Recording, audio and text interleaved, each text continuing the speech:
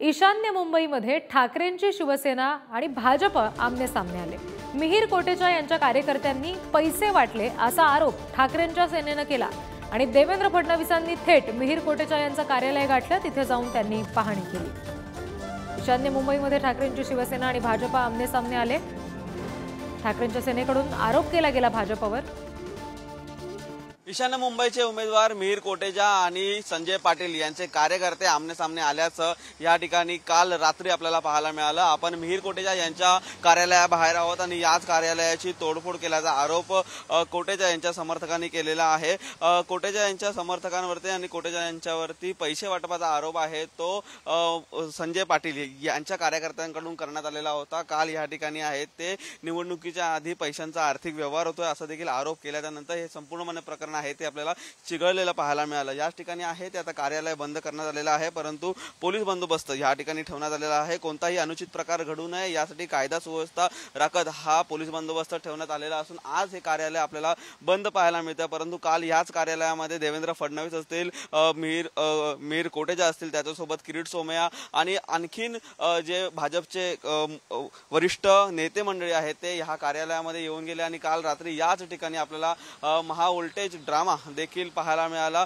एकमेकांनी आरोप आहे ते आर्थिक व्यवहार झाल्याचे या ठिकाणी केलेला आहे, तर मिहिर कोटेचा यांच्या माध्यमातून देखील हे संपूर्णपणे आरोप खोटे असल्याचं या ठिकाणी सांगण्यात आलेलं आहे। व्हिडिओ जर्नलिस्ट प्रकाश भोयेसह निखिल चव्हाण, पुढारी न्यूज, मुंबई।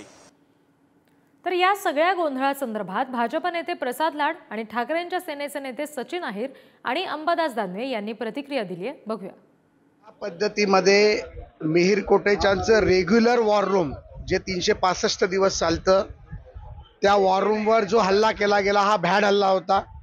महिलांवर हल्ला केला गेला। छत्रपती शिवाजी महाराजांची संस्कृती महिलांवर हल्ला शिकवत नाही। संजय पाटलांना त्यांचा पराभव दिसू लागला, त्यामुळे अशा प्रकारचा हल्ला त्यांच्या कार्यकर्त्यांनी केला। हा हल्ला सहन केला जाणार नाही।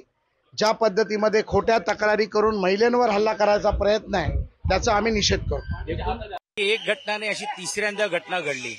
त्यातून पण देखील मला असं वाटते प्रशासन किंवा इलेक्शन कमिशननी बोध घेतला नाही, म्हणूनच आज आम्ही ही तक्रार दाखल करण्यासाठी आलोय। उद्या राज्य निवडणूक आयोग आणि केंद्र निवडणूक आयोगाकडे पण तक्रार केली जाईल आणि ही आता सुरुवात झालेली आहे, म्हणजे याचा अर्थ उद्या 2 दिवसामध्ये काय होईल माहित नाही। म्हणून असं होऊ नये या भावनेतूनच आज आम्ही ही तक्रार केलेली आहे। परंतु सर्व मतदारांना आमचं आव्हान आहे की अशा कुठे कुठे प्रकार जर घडत असेल तर व्हिडिओ करा आणि आमच्याकडे पाठवा, त्याची दखल आम्ही घेऊ, नाहीतर मग नाईलाजाने आम्हाला रस्त्यावरती उतरावं लागेल, कायदा सुव्यवस्था न बिघडवता।